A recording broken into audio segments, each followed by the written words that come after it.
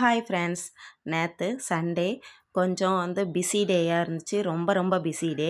என்னென்னா நாங்கள் இருக்கன்குடி மாரியம்மன் கோயிலுக்கு போகணுன்னு போயிருந்தோம். அங்கே போகிற வழியிலலாம் நல்லா செமையாக இருந்துச்சு. அதெல்லாம் என்ஜாய் பண்ணிகிட்டே போனோம். போகும்போதே ஒரு காஃபி குடிச்சிட்டு அதுக்கு முன்னாடியே நாங்கள் லெமன் சாதம்லாம் மதியத்துக்கு ப்ரிப்பேர் பண்ணி எடுத்துகிட்டு போகிற வழியில் சொடக்கு தக்காளி இருந்துச்சு. அதை எடுத்து என் பசங்க தலையில் சொடக்கு போட்டுக்கிட்டே நாங்கள் போனோம்.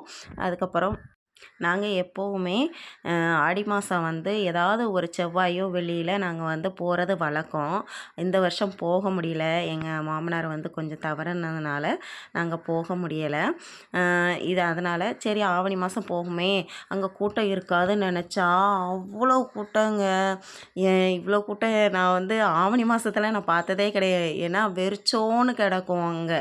இந்த தடவை தான் நான் அவ்வளோ ஆட்களை பார்த்தேன். அதே மாதிரி இங்கே பாலத்தில் கட்டுமான பணி வேறு நடந்துக்கிட்டு இருந்துச்சு. அதனால் தண்ணி கொஞ்சம் முடக்கி வச்சுருந்தாங்க. அதுக்கப்புறம் கோயிலுக்குள்ளே என்ட்ரு ஆகவும் ஒரு அம்மனே எங்களுக்கு வழிகாட்டுற மாதிரி, இந்த பக்கம் போங்கம்மா, இந்த சைடு போனீங்கன்னா பொது தரிசனத்தில் போகலாம் அப்படின்னு சொல்லிட்டு வழிகாட்டினாங்க. போனோம். கொஞ்சம் சீக்கிரமாகவே போயிட்டு வந்தோம். ஏன்னா வருஷம் வேக வேகமாக போணுச்சு.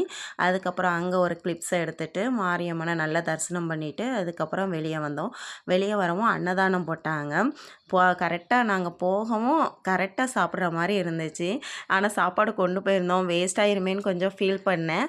ஆனால் வேஸ்ட் ஆகலை. ஏன்னா வர வழியில் யாருக்காவது கொடுத்துர்லாம் அப்படின்னு நினச்சோம். ஆனால் கொஞ்சம் பயமாக இருந்துச்சு யாருக்கும் கொடுக்குறதுக்கு. அதனால் வீட்டுக்கே கொண்டு வந்துட்டோம். நைட்டுக்கு சாப்பிட்டுக்கலாம் டின்னருக்கு அப்படின்னு கொண்டு வந்தோம். ஆனால் நிறைய ஃப்ரெண்ட்ஸ் வந்திருந்ததுனால அவங்களுக்கு நாங்கள் கொடுத்துட்டோம்.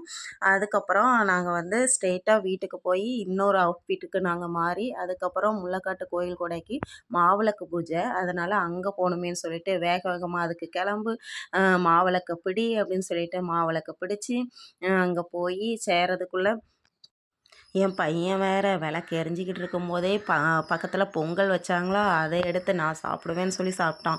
எனக்கு ஒரே பயம், யாராவது ஏதாவது சொல்லிடுவாங்களோ, இது சாப்பிட்றது தப்பு அப்படின்னு சொல்லிடுவாங்களோன்னு பயந்தேன். ஆனால் பக்கத்தில் உள்ளவங்க சொன்னாங்க, சின்ன பிள்ளைங்க பிரசாதம் எடுத்து சாப்பிட்டா அந்த கடவுளே சாப்பிட்ட மாதிரி குடுமா அப்படின்னு சொல்லிட்டாங்க. அதனால் அவனும் எடுத்து சாப்பிட்டதை நானும் அதுக்கப்புறம் கண்டுக்கலை. அதுக்கப்புறம் கற்கண்டு போட்டிருந்தாங்களா, அதையும் எடுத்து சாப்பிட்டுக்கிட்டு இருந்தான் என் சின்ன பையன். பெரியவன் தான் பொங்கலை எடுத்து சாப்பிட்டான். பொங்கல் சின்னவனும் வேணும்னு கேட்டதுனால இன்னொரு தட்டுலையும் நான் பொங்கல் வாங்கி வச்சுருந்தேன். வீட்டுக்கு பார்த்தா என் குழந்த பசங்களும் என் பசங்களும் சேர்ந்து 2 பேரும் வீட்டையே 2ஆக ஆக்கி வச்சுருக்காங்க. அதை நான் பார்த்து முடிக்கிறதுக்கே ரொம்ப லேட் ஆகிட்டு. அதுக்கப்புறம் ஆனால் பரவாயில்ல, நான் கொஞ்சம் 11:30க்கு படுத்துட்டேன். ஏன்னா மற்ற வேலையெல்லாம் நம்ம மறுநாள் பார்த்துக்கலாம் அப்படின்னு சொல்லிட்டு படுத்துட்டேன். இல்லைன்னா கொஞ்சம் ரொம்ப சேடாகிருப்பேன்னு நினைக்கிறேன். ஆனால் மாவிளக்கு பூஜைக்கு போயிட்டு வந்ததை நினச்சி ரொம்ப சந்தோஷம். அதை விட சந்தோஷம் மாரியம்மன் கோயிலுக்கு போயிட்டு வந்தது. ஏன்னா ரொம்ப ஒரு வருஷம் கழித்து போகிறோம். ஆனால் எங்கள் மாமா இல்லாமல் போகிறோம். அடுத்த வருஷம் போகும்போதாவது எங்கள் ஃபேமிலி மொத்தமாக நான் போகணுன்னு நினைக்கிறேன். அது எப்போவும் சீக்கிரம் நடக்கும்னு நான் நம்புகிறேன். சொல்ல மறந்துட்டேன். மாரியம்மன் கோயிலில் எப்போவுமே நாங்கள் உண்டியல் வாங்குறது வழக்கம். அதனால் வரும்போது வெட்காளியம்மன் கோயிலில் தான் ஞாபகம் வந்துச்சு. ஐயோ, உண்டியல் வாங்க மறந்துட்டோமேன்னு. சரி இங்கேயே வாங்கிடுவோன்னு சொல்லிவிட்டு அங்கே ஒரு 4 உண்டியல் வாங்கினோம்.